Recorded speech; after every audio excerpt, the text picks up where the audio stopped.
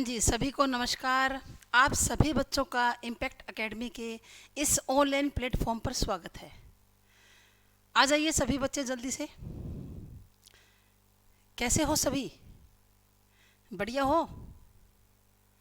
कर रहे हो ना अपनी पढ़ाई मन लगाकर? साथ साथ में अगर बच्चों याद कर लोगे तो बहुत अच्छा रहेगा। आप आगे भी नहीं भूलोगे, है ना? और हमने अलंकार तक कंप्लीट कर लिया। अलंकार तक हमारा हो चुका है, ठीक है ना? आज हम एक नया टॉपिक स्टार्ट करने वाले हैं और वो टॉपिक कौन सा है? संज्ञा का, ठीक है ना? टॉपिक अपना कौन सा है? संज्ञा का टॉपिक आज हम करेंगे स्टार्ट, ठीक है ना? तो चलिए भाई।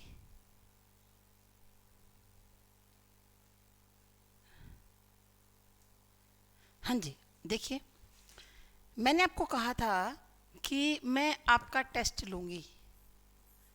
ले लूँ? दीवावसान का समय, अलंकार का टेस्ट ले रही हूँ मैं। दीवावसान का समय, मेघ में आसमान से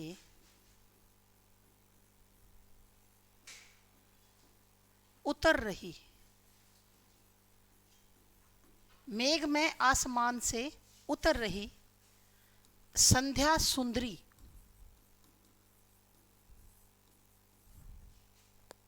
क्या? संध्या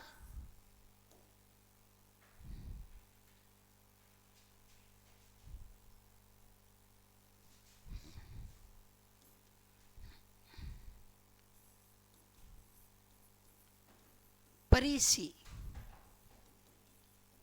धीरे धीरे और धीरे। अब इसके अंदर बताओ, मैं आपको थोड़ा सा हिंट दे दूं कि इस पूरे ही काव्य पंक्ति के अंदर, इस पूरे पहरे के अंदर 4 अलंकार है भाई। कितने हैं? 4 अलंकार।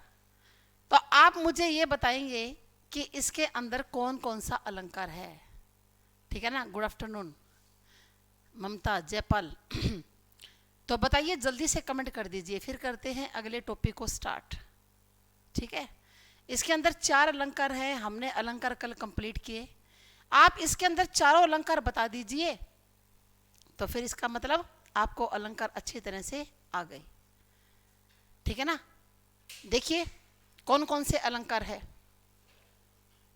जल्दी से बताएं, कमेंट जल्दी से करना भाई, ताकि हम अपने अगले टॉपिक को शुरू कर सकें, ठीक है ना? 4 अलंकार कौन कौन से हैं? उपमा, बिल्कुल सही है, लेकिन उपमा है कहाँ? उपमा है कहाँ? उपमा है लेकिन कहाँ है? पुनरुक्ति, बिल्कुल पुनरुक्ति है, सही है। पुनरुक्ति भी सही है, उपमा भी सही है, ठीक है ना? दोनों ठीक है। उपमा कहाँ है? उपमा है परिसी में, और पुनरुक्ति कहाँ है? धीरे धीरे धीरे में। अब 2 अलंकार तो हमने कर लिए, अब 2 और हैं। हाँ, उपमा और पुनरुक्ति है, बिल्कुल ममता, सही बात है।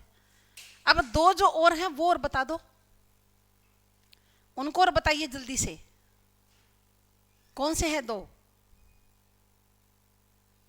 बताइए बताइए जल्दी से।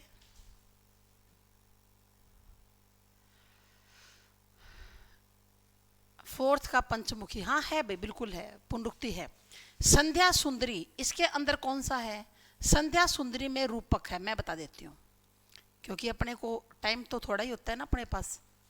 संध्या सुंदरी में रूपक है, थर्ड का उपमा, बिल्कुल है उपमा। संध्या रूपी सुंदरी, इसमें क्या है? रूपक है, ठीक है ना? संध्या सुंदरी में रूपक है। अब ये दोनों से शुरू हो रहे हैं, तो यहां पर रूपक माना जाएगा, अनुप्रास नहीं माना जाएगा। जो मेन अलंकार होता है ना, उसी को माना जाता है। अतिशोक्ति तो नहीं है भाई, अतिशोक्ति अलंकार नहीं कह रहा। ये कह क्या रहा है, पहले तो ये सुन लो। रूपक है बिल्कुल, कि दीवावसान का समय, दीवावसान का मतलब है कि दिन के छिपने का समय है। दिवावसान माना दिन के छिपने का समय है। और मेघ में आसमान, बादलों भरे आसमान से उतर रही है। कौन? संध्या रूपी सुंदरी जो परी के समान है, धीरे धीरे धीरे उतर रही है। तो पूरे ही इस काव्य पंक्तियों के अंदर, पूरे ही पहरे के अंदर क्या है? मानवीकरण भी है। पूरे ही पहरे में क्या है? मानवीकरण है। क्योंकि शाम के समय का, संध्या के समय का क्या किया गया है? मानवीकरण किया गया है। किया गया है ना, कि बादलों भरे आसमान से उतर रही है संध्या रूपी सुंदरी जो परी के समान है, धीरे धीरे धीरे। तो पूरे ही पहरे में मानवीकरण है, संध्या सुंदरी में रूपक है, परी सी में उपमा है, और धीरे धीरे धीरे में कौन सा है भाई? पुनरुक्ति है। तो अब चलते हैं आगे। देखो, अब हमारा जो नया टॉपिक है संज्ञा का शुरू होगा। आप सोचोगे मैडम इतना सा टेस्ट, अरे टेस्ट तो बड़ा लंबा चौड़ा ले लेते हम लोग, लेकिन लिया क्यों नहीं? कि समय का अभाव है भाई, समय की कमी है।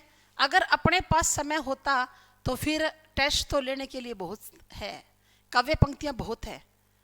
केवल इसलिए मैंने टाइम ज़्यादा नहीं लगाया कि फिर अपना ये रह जाएगा नया टॉपिक, ठीक है ना। संज्ञा, संज्ञा को हम लोग क्या करें? इसका संधि विच्छेद कर दें तो इसका संधि विच्छेद बनेगा, यानी कि टुकड़ा बन जाएगा सम प्लस में ज्ञा। टुकड़ा क्या बन जाएगा? सम प्लस में ज्ञा। सम का मतलब होता है सम्यक, सम्यक माना सही, सम्यक माना सही। और ज्ञा का मतलब क्या? ज्ञान कराने वाला। ज्ञा का मतलब क्या है? ज्ञान कराने वाला, यानी कि जो सही का ज्ञान करवाए ना, वो संज्ञा होती है भाई। जो बिल्कुल सही का ज्ञान करवाए वो क्या होती है? वो संज्ञा होती है, ठीक है ना। तो देखो, जितने भी हमारे ब्रह्मांड के अंदर जो चीजें हैं ना, उनको, और जो हम काम करते हैं, इनको भाषा वैज्ञानिकों ने दो भागों में बांट दिया। Good afternoon. भाषा वैज्ञानिकों ने क्या दो भागों में बांट दिया? एक तो किया क्या? नाम पद। एक मिनट ठहरो भैया। एक तो किया नाम पद, और एक किस भाग में बांट दिया? क्रियापद में, ठीक है ना। नाम पद में क्या क्या आता है? एक तो संज्ञा, उसके बाद सर्वनाम, और फिर विशेषण। ये तीनों हिंदी में नाम पद कहे जाते हैं, ठीक है ना। संज्ञा, सर्वनाम और विशेषण को हिंदी में क्या बोलते हैं? नाम पद बोलते हैं। और क्रियापद में क्या आ जाएगा? एक तो क्रिया और एक क्रिया विशेषण। क्रिया और जो क्रिया विशेषण होते हैं वो क्रियापद में आते हैं, ठीक है ना। आपसे पूछ लिया जाएगा कि इनमें से नाम पद का कौन सा पार्ट नहीं है, तो तीन तो दे देगा, संज्ञा, सर्वनाम, विशेषण एक दे देगा क्रिया। आप क्रिया को छांटना, क्योंकि क्रिया को नाम पद नहीं कहा जाता, क्रिया को क्रियापद कहा जाता है। क्रिया का मतलब काम का करना या होना। यहां पर क्रिया का क्या मतलब है? किसी काम का करना या होना। तो देखो, संज्ञा किसे कहते हैं? जो हमारे सामने सब कुछ दिखाई दे रहा है, जिसकी हम कल्पना कर सकते हैं, वो सब संज्ञा है। सर्वनाम जो संज्ञा के स्थान पर प्रयोग किए जाते हैं। विशेषण जो इन दोनों की विशेषता को बताएंगे, वो क्या होते हैं? विशेषण। क्रिया किसी काम का करना या होना पाया जाए। क्रिया विशेषण जो इस क्रिया की विशेषता को बताएगा, वो क्या हो जाएगा? वो क्रिया विशेषण कहलाएगा। जो इस क्रिया की विशेषता को बतलाएगा वो क्या होगा? क्रिया विशेषण होगा। तो संज्ञा के अंदर बहुत से नाम आते हैं, इसलिए इसको महानाम भी कहा जाता है। महानाम, ठीक है ना। क्या कहा जाता है? इसको महानाम भी कहा जाता है। देखो, संज्ञा किसे कहते हैं? सबसे पहले तो हम ये बात करते हैं, जितना भी आपको जो कुछ भी इस ब्रह्मांड के अंदर, पूरे ब्रह्मांड में जो कुछ भी आपको दिखाई दे रहा है या आप जिसकी कल्पना कर सकते हो, वो सारा का सारा क्या है? संज्ञा की परिधि में आता है। जितना भी आपको दिखाई दे रहा है और जिसकी आप कल्पना कर सकते हो, मैं भी एक संज्ञा हूं, आप भी एक संज्ञा है। ये जो मेरे हाथ में मार्कर है ना, ये भी एक संज्ञा है, ठीक है ना। ये जो हमारे सामने बोर्ड है ना, ये भी एक संज्ञा है। ये सामने जो एलईडी लगी हुई है ये भी एक संज्ञा है, दरवाजा भी एक संज्ञा है, छत भी एक संज्ञा है, ठीक है ना। फिर फर्श भी एक संज्ञा है, चांद भी संज्ञा है, सूरज भी संज्ञा है, सितारे भी संज्ञा है, पृथ्वी भी संज्ञा है। हर चीज संज्ञा की परिधि में आती है। वो अलग बात है कि कोई व्यक्तिवाचक होती है, कोई जातिवाचक होती है, तो कोई भाववाचक होती है ना, लेकिन है सभी संज्ञा। इसीलिए संज्ञा को महानाम कहा जाता है। संज्ञा का दूसरा मतलब ही नाम होता है। किसी का नाम ही उसकी संज्ञा है भाई, किसी का नाम ही क्या है, उसकी संज्ञा होता है, ठीक है ना। फिर अब देखिए, जो संज्ञा का टॉपिक है ये कोई आपके लिए नया नहीं है, आप इसको बहुत सालों से करते चले आ रहे हो, लेकिन आज हमने इसको बारीकी से समझना है।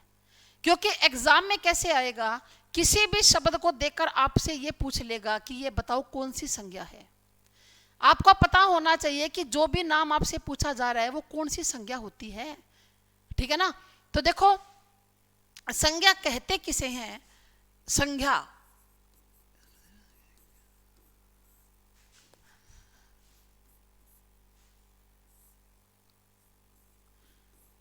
जिन शब्दों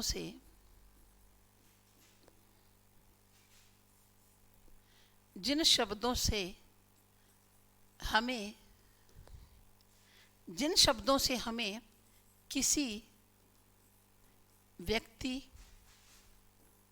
वस्तु, स्थान, प्राणी या भाव के नाम का बोध हो,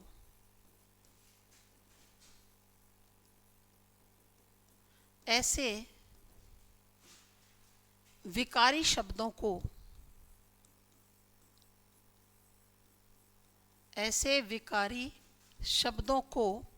क्या कहते हैं? संज्ञा कहते हैं।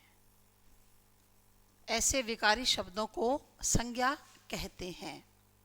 ये कह रहा है कि जिस शब्द से हमें किसी व्यक्ति के बारे में, देखो संज्ञा में 5 चीज होती है, हमेशा 5 चीज को याद रख लेना। किसी व्यक्ति के बारे में पता चले, किसी वस्तु के बारे में पता चले, किसी स्थान का, किसी प्राणी का या किसी भाव का बोध हो, ऐसे विकारी शब्दों को हम लोग क्या बोलते हैं? संज्ञा बोलते हैं। संज्ञा हमेशा विकारी होती है।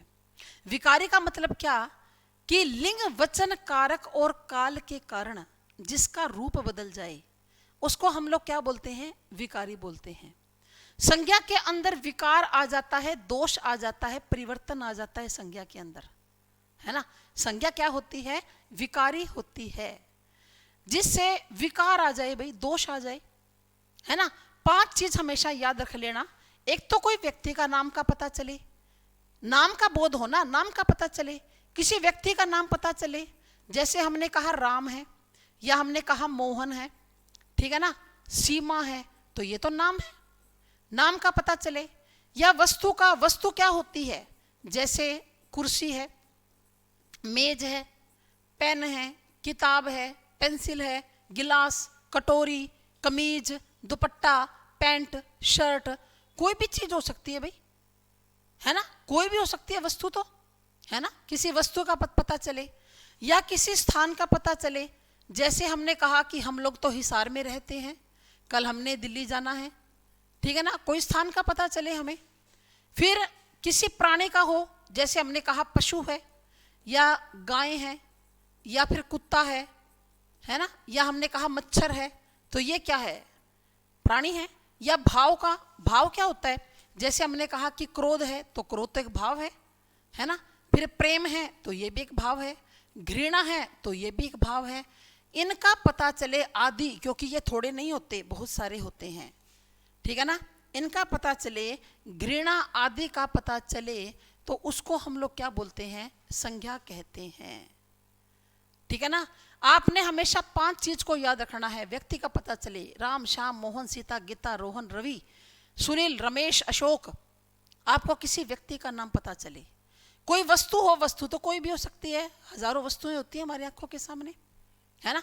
कंप्यूटर है, सीपीयू है, कीबोर्ड है, कुर्सी है, मेज है, छतरी है, एसी है, ये सारी वस्तुएं हैं।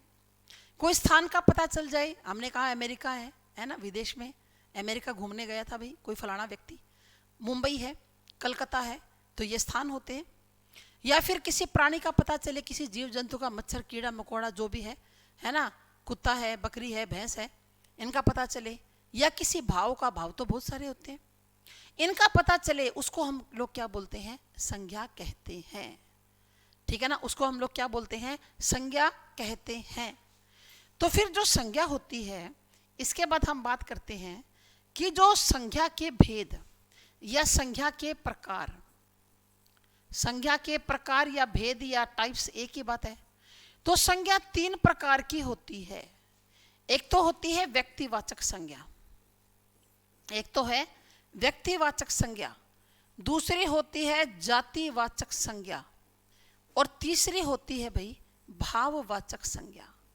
संज्ञा 3 प्रकार की होती है, व्यक्तिवाचक, जातिवाचक और भाववाचक।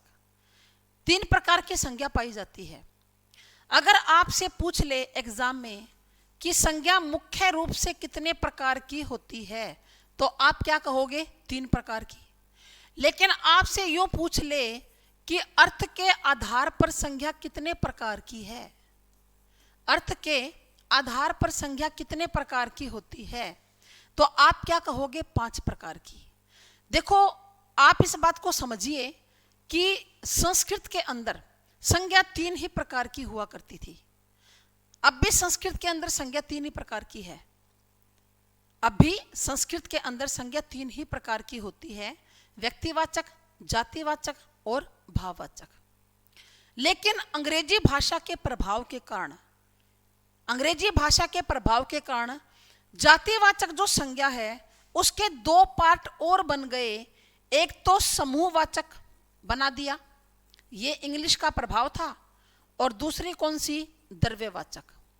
ये 2 और बना दिए, जातिवाचक के 2 पार्ट बना दिए, एक तो समूहवाचक और दूसरी कौन सी, द्रव्यवाचक। किसके प्रभाव के कारण, अंग्रेजी भाषा के प्रभाव के कारण इसके 2 पार्ट और बना दिए भाई।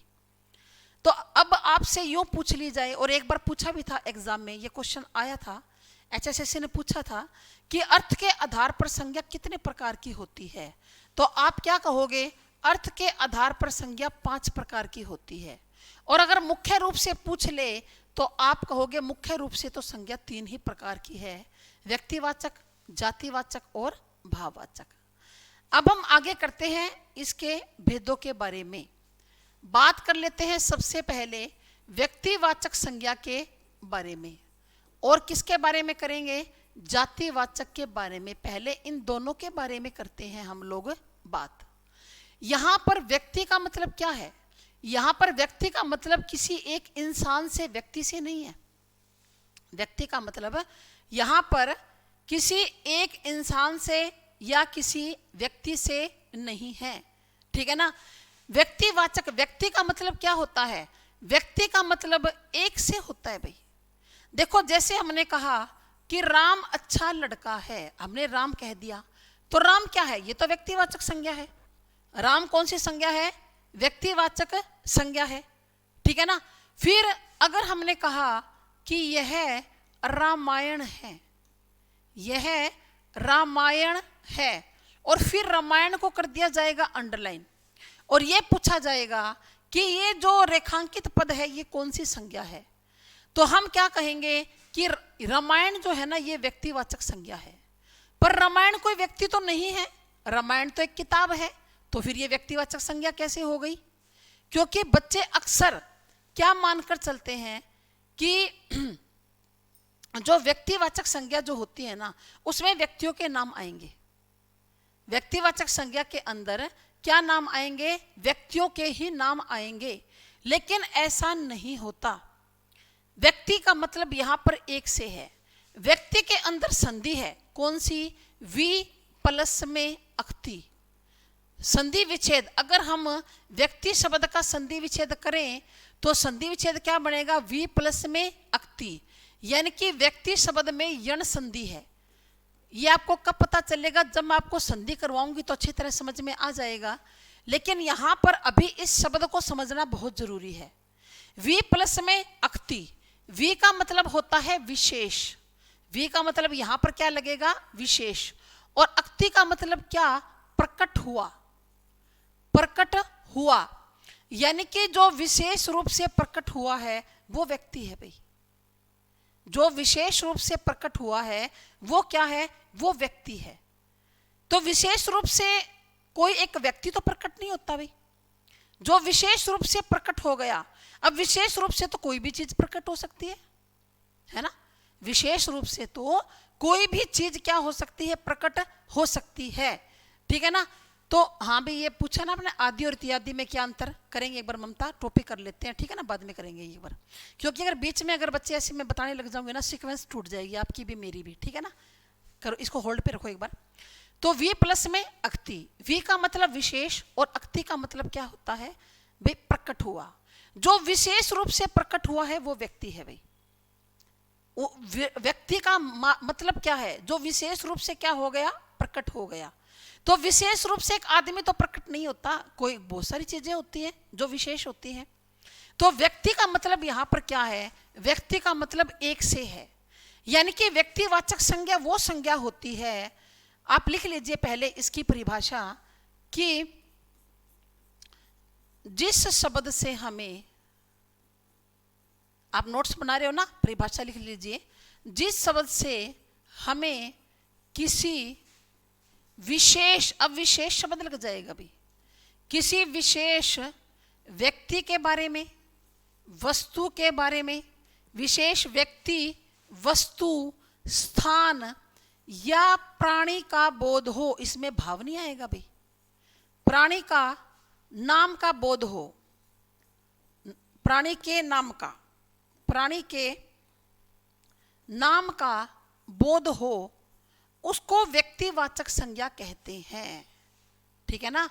फिर से सुन लीजिए, जिस शब्द से हमें किसी विशेष, यहां पर विशेष शब्द हमने जोड़ दिया, जिस शब्द से हमें किसी विशेष व्यक्ति के बारे में पता चले, विशेष कोई वस्तु हो, कोई विशेष स्थान हो, या विशेष प्राणी के नाम का बोध हो हमें, यहां पर हमने भाव को काट दिया, भाव नहीं आएगा व्यक्तिवाचक में कभी भी। आप यहां पर भाव को काट दीजिए, अलग रख दीजिए, भाववाचक संज्ञा नहीं होती, भाव कभी नहीं होता व्यक्तिवाचक के अंदर। इनके नाम का बोध हो, उसको क्या बोलते हैं, व्यक्तिवाचक संज्ञा कहते हैं। देखो सीधी सी बात है समझने की, इसके अंदर कोई भी आपको कंफ्यूजन नहीं होगी संज्ञा में कभी भी, एक बार समझने के बाद, कि व्यक्तिवाचक संज्ञा वो होती है कि जो पूरी दुनिया में केवल एक हो, उसके जैसा कोई दूसरा ना हो भाई, वो हमेशा व्यक्तिवाचक होगी।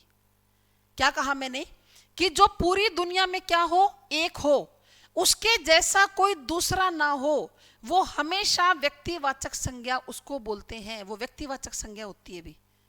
कैसे, जैसे हमने कहा हिमालय, अब हिमालय पूरी दुनिया में एक है, और किसी पर्वत को तो हम लोग हिमालय नहीं बोलते ना।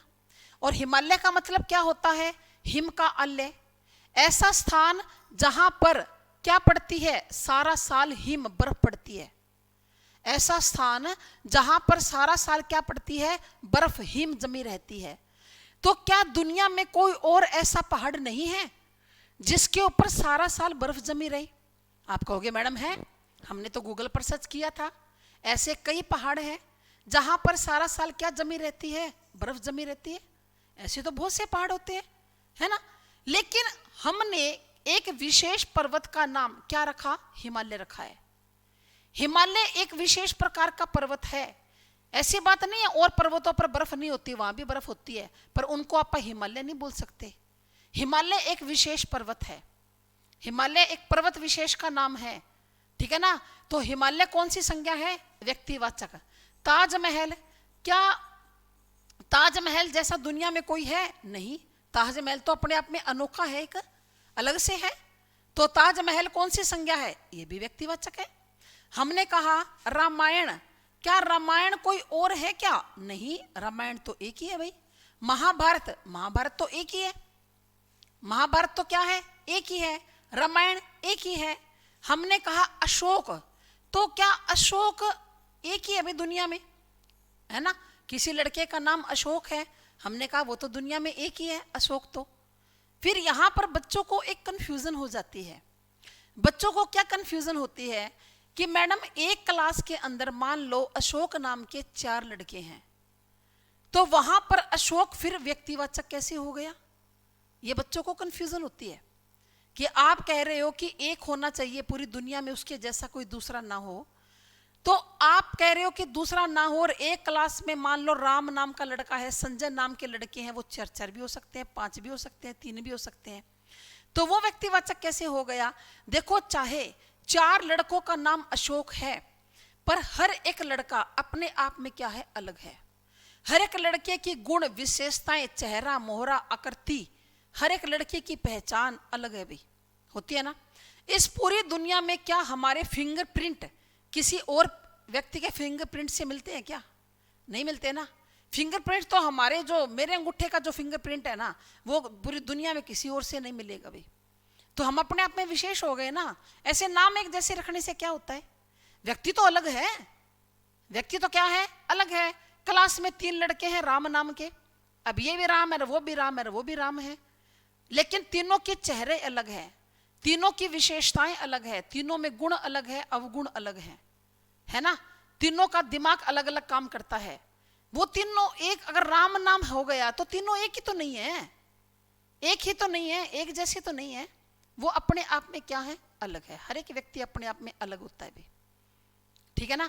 तो जो भी व्यक्तियों के नाम आएंगे, जैसे हरिश्चंद्र नाम आ जाए, भगत सिंह नाम आ जाए, कोई भी नाम आ जाए, कोई भी, जैसे यूं आ जाए कि सीमा अच्छी लड़की है, और सीमा को अगर कर दे अंडरलाइन और आपसे ये पूछ ले कि ये कौन सी संज्ञा है, तो आप क्या कहोगे? वो व्यक्तिवाचक संज्ञा है।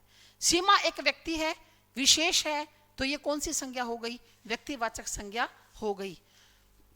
जैसे कल्प वृक्ष, अब कल्प वृक्ष एक है, कल्प वृक्ष बहुत सारे थोड़ी ना है ना।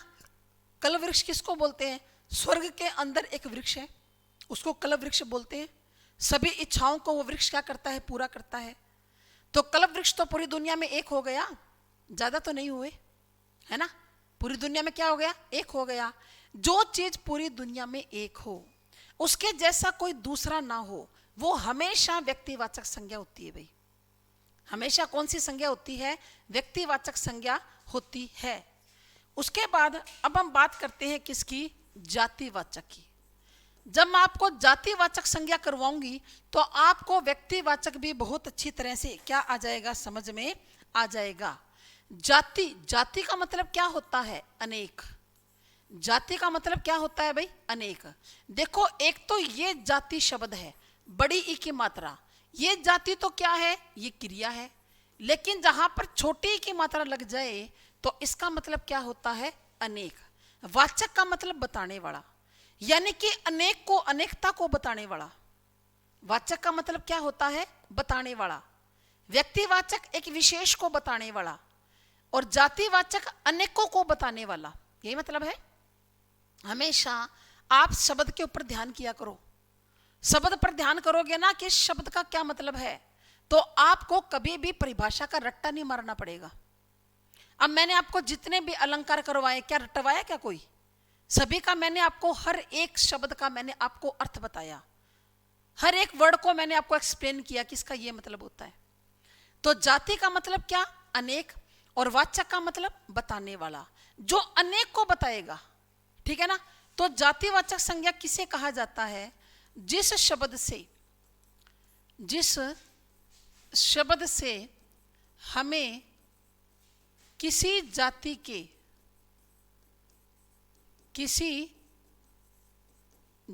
के संपूर्ण पदार्थों का बोध हो।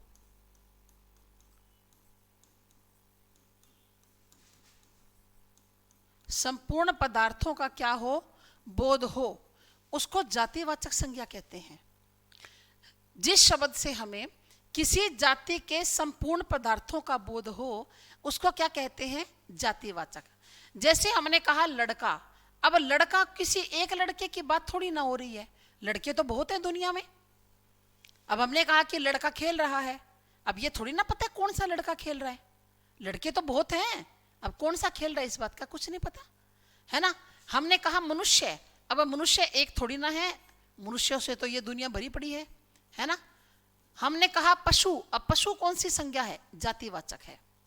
पशु जातिवाचक संज्ञा है। पशु एक नहीं होता, पशु बहुत सारे होते हैं। फिर पशु की उपजातियां भी होती हैं। जैसे हमने कहा गाय, ये पशु की उपजाति है। भैंस ये भी है। कुत्ता ये भी पशु की उपजाति है, ठीक है ना। फिर हमने कह दिया यहाँ पर जैसे चिड़िया, तो ये भी क्या आती है? पशु पक्षियों, ये पक्षी है, ये पशु तो नहीं है, खैर ये पक्षी है, ठीक है ना। तो चिड़िया नाम यहाँ से काट देते हैं, पशु में क्यों लिखो इसको? पशु तो और बहुत सारे हैं। जैसे हमने यहाँ पर क्या लिख दिया? बिल्ली। क्या लिख दिया? बिल्ली। तो ये पशु के क्या है? ये उपजातियां हैं। ये सारे के सारे क्या है? ये भी जातिवाचक संज्ञा है।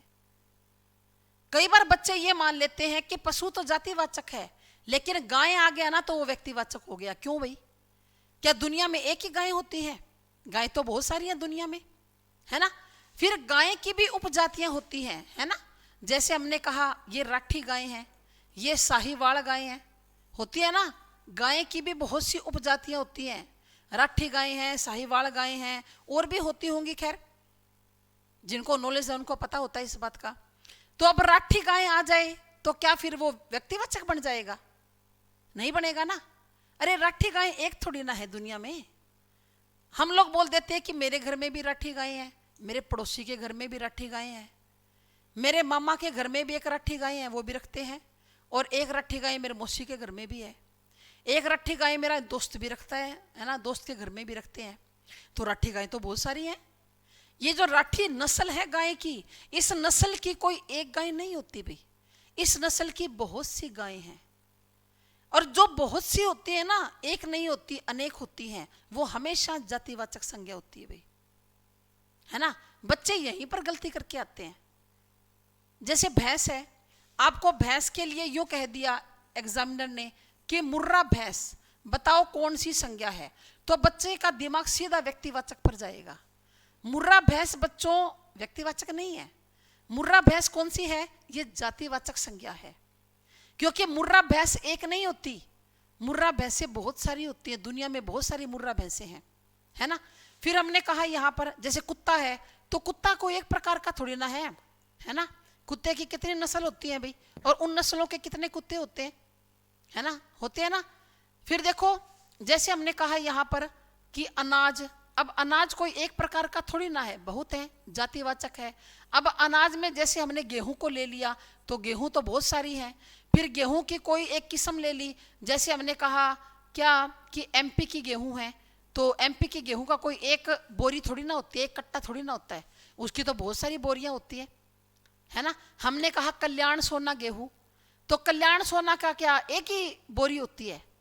हम कहते हैं इस बोरी में भी कल्याण सोना, उस बोरी में भी कल्याण सोना, वहां भी पड़ी है कल्याण सोना, यानी कि वो तो बहुत सारी हो गई।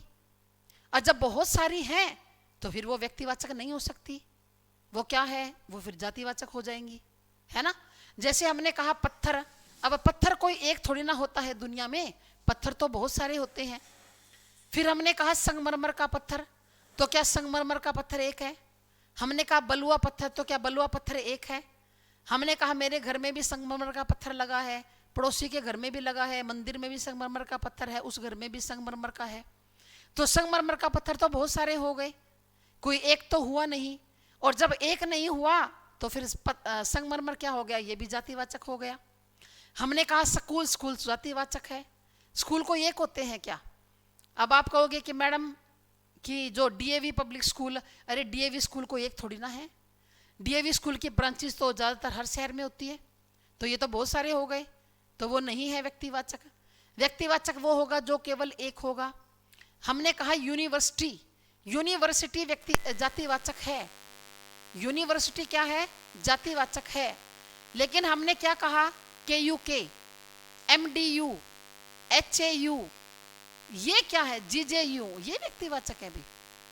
अब ऐसे थोड़ी ना है कि KUK कुरुक्षेत्र में भी है और KUK किसी और शहर में भी है, ऐसा तो नहीं है। KUK तो एक ही जगह है, कुरुक्षेत्र यूनिवर्सिटी तो, और कहीं तो नहीं है ना, तो वो कौन सी हो गई? वो व्यक्तिवाचक हो गई। अरे सीधी सी बात है, जो चीज एक हो वो व्यक्तिवाचक होती है, और जो चीज अनेक हो वो कौन सी होती है? जातिवाचक होती है। जो चीज अनेक हो वो कौन सी होती है? वो जातिवाचक होती है। जैसे हमने कहा शहर, क्या शहर एक है क्या? हमने क्या कहा? शहर। शहर तो बहुत सारे होते हैं, शहर तो बहुत सारे हैं, पर हमने कहा हिसार, हिसार एक है भाई। हमने कहा फतेहाबाद, वो एक है ना। दिल्ली, दिल्ली एक ही है भाई, दिल्ली कोई दूसरी नहीं है।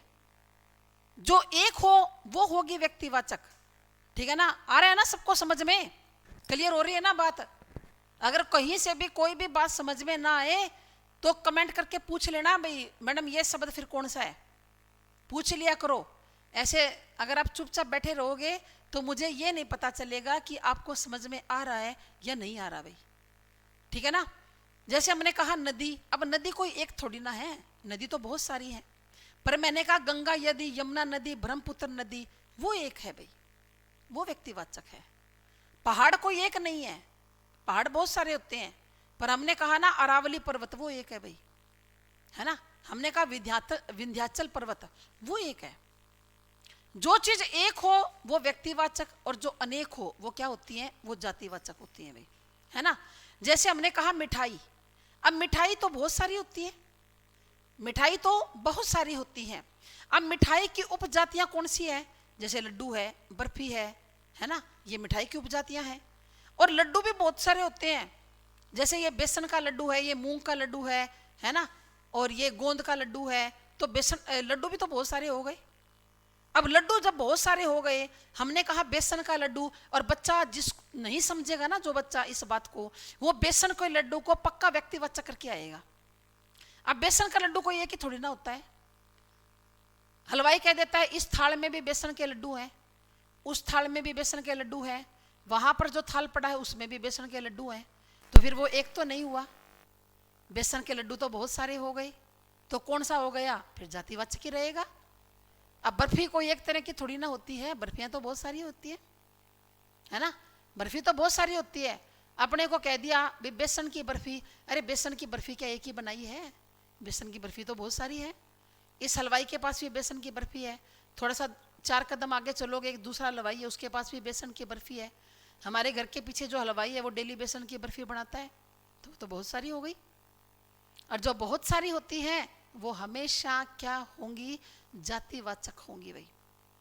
अब जैसे नीलगाय हैं, नीलगाय क्या एक ही होती है क्या? नीलगाय बहुत सारी होती है, लेकिन जो कामधेनु गाय है ना, कामधेनु गाय, जिसको स्वर्ग की गाय माना जाता है, वो एक है भाई।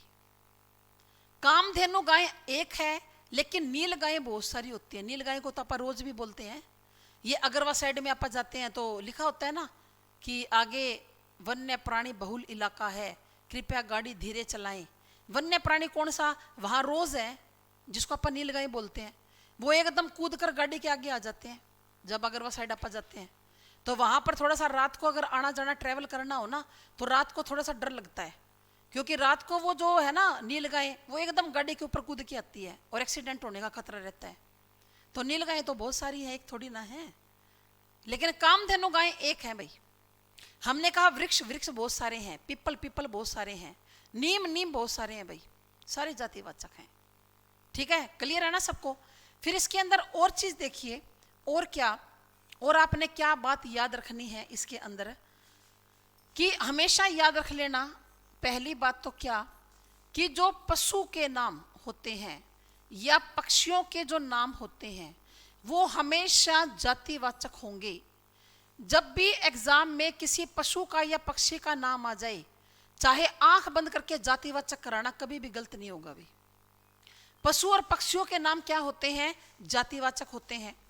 उसके बाद जो नाते रिश्तों के नाम होते हैं, रिश्तों नातों के नाम होते हैं, नाते रिश्तों के नाम, वो हमेशा जातिवाचक होंगे। आप कहोगे मैडम कैसे? जैसे आ जाए बहन, बहन क्या है? ये जातिवाचक है। भाई जातिवाचक है भाई, माँ जातिवाचक, नाना है ना, मामा, दादा, फूफा, मौसा, सारे के सारे जातिवाचक होते हैं। आप कहोगे मैडम ऐसे कैसे? जैसे मैंने कहा मामा जी आए हैं, अब ये थोड़ा ना पता चल रहा है कौन सा मामा आ गया, अब ये थोड़ी ना पता है कौन सा मामा आ गया। हमने कहा कि बहन स्कूल से आ गई, अरे कौन सी बहन आ गई? बहन तो 2 भी हो सकती है, 3 भी हो सकती है, 4 भी हो सकती है।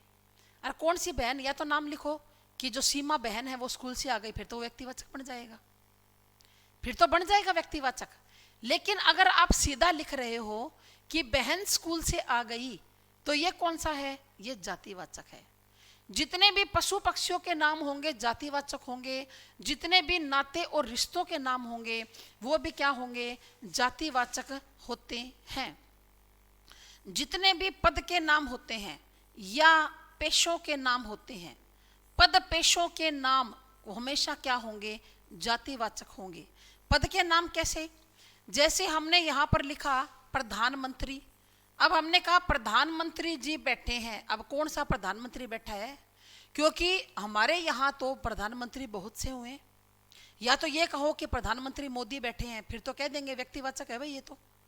लेकिन आप कह रहे हैं कि प्रधानमंत्री जी आए हैं, प्रधानमंत्री जी बैठे हैं, भाई कौन सा प्रधानमंत्री है ना। फिर हमने कहा कि सरपंच है, ये भी एक पद का नाम है।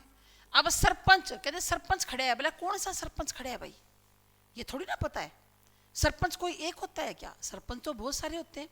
कई बार एक एक गांव के अंदर 5-5, 6-6 सरपंच भी पाए जाते हैं, होते हैं ना। एक एक गांव में 5-5 सरपंच भी होते हैं जो बड़े गांव होते हैं। अब यूँ कहते सरपंच जी आ गया, अरे कौन सा आ गया, सरपंच तो 5 अपना गांव में, कौन सा सरपंच आ गया, कुछ नहीं पता। हमने कहा क्लर्क है, सचिव है, मैनेजर है, वकील है, डॉक्टर है। आप जाओ हॉस्पिटल में और कह दो कि डॉक्टर की पर्ची काट दो। अब जैसे मान लो आप जा रहे हो किसी ऐसे हॉस्पिटल में, सिविल में जा रहे हो, सिविल में तो बहुत सारे डॉक्टर होते हैं, और आप पर्ची कटवाने लग गए, बोले पर्ची काट दो डॉक्टर की, बोले कौन से डॉक्टर की काटूं, क्योंकि डॉक्टर तो जातिवाचक है। सिविल अस्पताल में डॉक्टर कोई थोड़ी थोड़ी ना है, बहुत सारे डॉक्टर हैं वहां पर, तो आपको बताओ किसको दिखाना है ना। अब मैं आपको कह दूं कि आप कोर्ट में जाकर वकील साहब से मिल लेना, अरे कौन से वकील से मिलना है ये तो बता दो, वकील तो बहुत है कोर्ट में, तो बहुत है तो फिर जातिवाचक है, सीधी सी बात है ना। जितने भी पद के नाम होते हैं सारे जातिवाचक, पेशों के नाम है ना। जैसे हमने कहा कि मजदूर है, अब मजदूर को ले आओ, कौन से मजदूर को ले आए, कुम्हार, जातिवाचक संज्ञा है, ठीक है ना। जितने भी पद के नाम हो या पेशों के नाम होते हैं वो सारे के सारे क्या होते हैं भाई, जातिवाचक होते हैं। क्लियर है ना। मैंने आपको 2 करवा दिया आज, व्यक्तिवाचक और जातिवाचक। क्लियर है या नहीं है सबको, एनी डाउट। अगर कोई भी डाउट हो तो आप बच्चों कमेंट कर सकते हो कि मैडम इस शब्द के बारे में बताओ कि ये व्यक्तिवाचक है या जातिवाचक। समझ में आ गया तो बहुत अच्छी बात है, ठीक है ना। इसके बाद देखो अब हम करते हैं आगे कि एक होती है समूहवाचक। जातिवाचक संज्ञा का एक उपभेद है ये समूहवाचक संज्ञा। समूहवाचक संज्ञा किसको कहा जाता है, देखो नाम से पता चल रहा है समूह। समूह का मतलब क्या, ग्रुप। हमें नाम से पता चल रहा है समूह, और समूह का मतलब क्या होता है, ग्रुप होता है। तो देखो जो जिस शब्द से हमें समूह का बोध हो, जिस शब्द से हमें समूह का बोध हो, ठीक है ना। अगली बात, समूहवाचक संज्ञाएं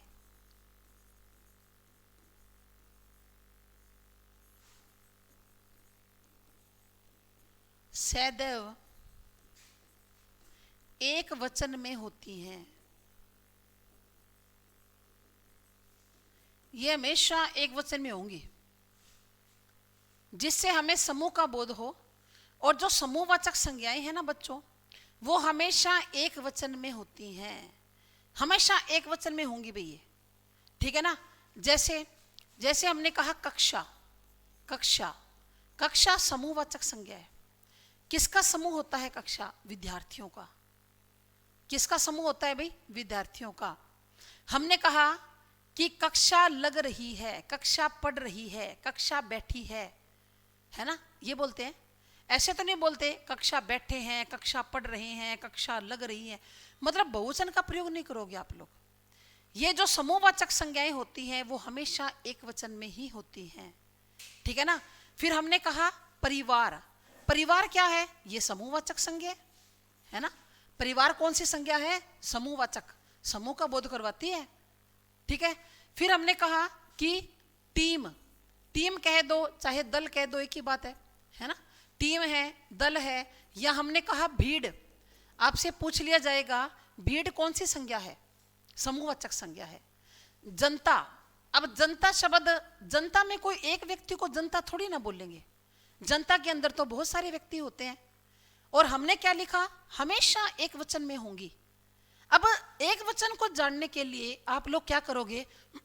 इस जो जनता शब्द है ना, इसको वाक्य में प्रयोग कर लोगे। कैसे? जनता सब समझती है, जनता सब जानती है, जनता सब देख रही है ना। तो हम लोग यूं तो नहीं बोलेंगे ना, जनता समझते हैं, जनता देखते हैं, जनता जानते हैं। अगर यूं बोलो तो बहुवचन हो गया, है ना। यूं बोलो तो क्या हो गया? बहुवचन। लेकिन हम लोग बोल कैसे रहे हैं कि यहां एक परिवार रहता है, टीम खेल रही है, दल बनाया है ना। फिर जनता सब समझती है, भीड़ इकट्ठी हो गई, ऐसे बोलेंगे ना, भीड़ इकट्ठी हो गई। क्या है? क्रिकेटर क्या है मैडम? क्रिकेटर तो जातिवाचक है। फिर आप क्रिकेटर की बात कर रहे हो तो क्रिकेटर तो जातिवाचक होता है, क्योंकि क्रिकेटर को एक थोड़ी ना होता है ना।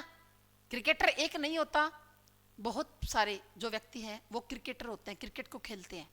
जब बहुत सारे खेलते हैं तो ये जातिवाचक हो गया। एक बात और ध्यान रख लेना, जैसे एग्जाम में आ गया भीड़ या जनता या टीम, और आपको ऑप्शन के अंदर वो समूहवाचक दे ही नहीं रहा, वो कह रहा है कि जनता कौन सी संज्ञा है, और ऑप्शन में आपको दिया जा रहा है क्या? व्यक्तिवाचक है, जातिवाचक है या भाववाचक है। तो कौन सी बताओगे? फिर आप जातिवाचक को बताओगे, क्योंकि जातिवाचक का तो पार्ट है। ये तो अंग्रेजी भाषा के प्रभाव के कारण हिंदी के अंदर दो अलग से बना दिए, समूहवाचक और द्रव्यवाचक। नहीं तो संस्कृत में तो था ही नहीं, आज भी नहीं है। संस्कृत में तो आज भी संज्ञा तीन ही प्रकार की है, व्यक्तिवाचक, जातिवाचक और भाववाचक। हमने हिंदी में अंग्रेजी को देखकर दो पार्ट और बना रखे हैं, और कुछ नहीं है इससे बड़ी बात, ठीक है ना। फिर देखिए, इस तरह से कोई भी आ जाए, कक्षा, परिवार, सेना, सेना शब्द आ जाए। अब सेना, एक सैनिक से तो सेना नहीं बनती, सेना में तो बहुत सारे सैनिक होते हैं। तो सेना कौन सी संज्ञा हो गई? समूहवाचक संज्ञा हो गई। अब हमने कहा संस्था है, भाई कोई फलानी संस्था है जो ऐसे अच्छा काम करती है, तो संस्था क्या है? ये समूहवाचक संज्ञा है। अब हमने कहा जत्था, है ना, जत्था, तो ये भी समूहवाचक संज्ञा हो गई। तो इसके अंदर जानने के लिए सीधा सा इसका तरीका है कि जिसको हम ग्रुप के अंदर जानते हैं। अब संस्था, एक व्यक्ति से संस्था नहीं बनती भाई, है ना। सोसाइटी, अब सोसाइटी क्या है? समूहवाचक है। क्या एक व्यक्ति से सोसाइटी बन जाएगी? क्या नहीं बनेगी ना, उसके अंदर तो फिर व्यक्तियों का समूह चाहिए, तभी तो सोसाइटी बनेगी। तो जो समूह होता है वो हमेशा समूहवाचक संज्ञा उसको बोलते हैं। समूह किसी का भी हो सकता है, विद्यार्थियों का भी हो सकता है ना। समूह लोगों का भी हो सकता है, समूह पारिवारिक सदस्यों का भी हो सकता है। हमने कहा झुंड, अब झुंड कौन सी संज्ञा है भाई? झुंड समूहवाचक संज्ञा है, ठीक है। अब इसके बाद इसका एक और पार्ट कर लेते हैं, भाववाचक को हम कल कर लेंगे, क्योंकि हमारा एक पार्ट हो रह गया इसका। बस पार्ट कौन सा है? द्रव्यवाचक संज्ञा, ये हमारा रह गया। ये भी किसका एक पार्ट है? जातिवाचक संज्ञा का एक पार्ट होता है। तो देखो बच्चों, फर्क होता है, एक तो है द्रव्य और एक शब्द क्या होता है? द्रव। इन दोनों बातों में फर्क है, द्रव्य में और द्रव के अंदर। द्रव का मतलब क्या होता है? तरल या लिक्विड, और द्रव्य पदार्थ की तीनों अवस्थाएं। द्रव्य का मतलब क्या? पदार्थ की तीनों अवस्थाओं को हम द्रव्य बोलते हैं भाई। और इन छोटी छोटी बातों में अंतर ना समझ पाने के कारण कई बार एग्जाम में भी गलती कर देते हैं। अब जो संडे को पेपर हुआ था ना एसआई का, उसके अंदर जो हिंदी के क्वेश्चन आए थे, एक प्रश्न में गलती थी उसके अंदर। वो कौन सा था क्वेश्चन? कि ऐसा था, शायद रवि नाम था, रवि ने आधा लीटर दूध पिया। ये प्रश्न आया था ना संडे के एग्जाम के अंदर। और ये पूछा था, ये प्रश्न आया कहां से था? विशेषण के टॉपिक में से, कि आधा जो लीटर दूध पिया, ये बता दो इसके अंदर विशेषण कौन सा है। पहला ऑप्शन दे दिया गुणवाचक है, फिर दे दिया संख्यावाचक, और फिर दे दिया परिणामवाचक। इसमें गलती थी, परिणामवाचक नहीं होता, परिमाणवाचक होता है भाई। जो विशेषण का जो एक पार्ट है ना, वो परिमाण होता है, परिणाम नहीं होता। लेकिन एचएसएससी ने क्या किया, परिमाण की जगह परिणाम लिखा हुआ था, यहां से ये गलत था, ठीक है ना, यहां से ये गलत था, मिस प्रिंटिंग थी या जो भी कहो। आना क्या चाहिए था, परिमाणवाचक। आधा लीटर जो है ना वो संख्या तो हो ही नहीं सकता, क्योंकि संख्या क्या होती है, 4 कुर्सी है, 2 मेज है, 3 पेन है, 10 बच्चे हैं, संख्या होती है ये, ठीक है। और जब हमने कहा कि आधा लीटर है या क्विंटल है या मिलीलीटर है, सेंटीमीटर है, वो हमेशा परिमाण होता है। परिमाण का मतलब होता है नापतोल, और परिणाम का मतलब क्या, रिजल्ट या नतीजा, है ना। परिणाम का मतलब क्या होता है, रिजल्ट या नतीजा।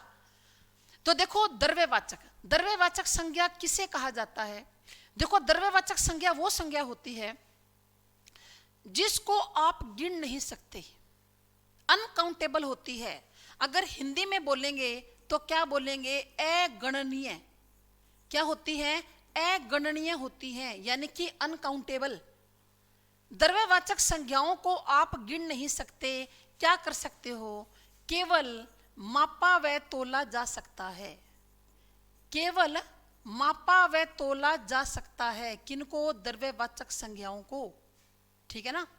द्रव्यवाचक संज्ञाएं वो संज्ञाएं होती हैं जिनको आप, फिर से सुन लीजिए, जिनको आप काउंट नहीं कर सकते।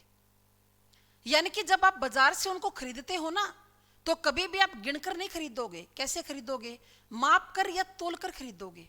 बस सीधा सा इसका हिसाब है याद करने का, कि जब भी आप मार्केट में कोई चीज लेने जाओ, जैसे जैसे आप दाल लेने जाओगे मार्केट में, है ना, तो क्या आप दाल को गिन के लाओगे, कैसे कहोगे कि किलो दे दो, 5 किलो दे दो, आधा किलो दे दो, है ना। आप उसको एक मेजरमेंट के अंदर उसको खरीदोगे।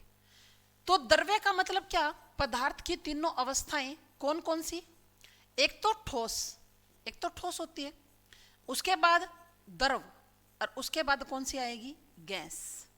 ये तीनों आ जाएंगी, ठीक है ना।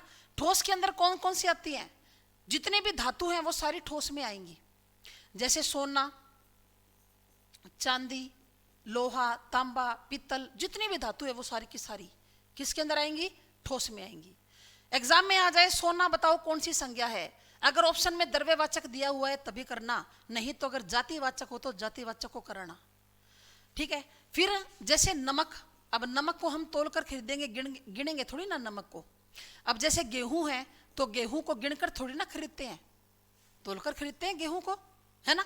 चावल है, दाल है, ये सारी की सारी, लकड़ी, अब लकड़ी भी ठोस में आती है, लकड़ी को भी गिनकर नहीं खरीदते, क्विंटल में खरीदते हैं, किलो में खरीदते हैं लकड़ी को, है ना। 10 किलो लकड़ी दे दो, या हम कहेंगे कि 1 क्विंटल दे दो। उसके बाद द्रव, द्रव का मतलब क्या, तरल।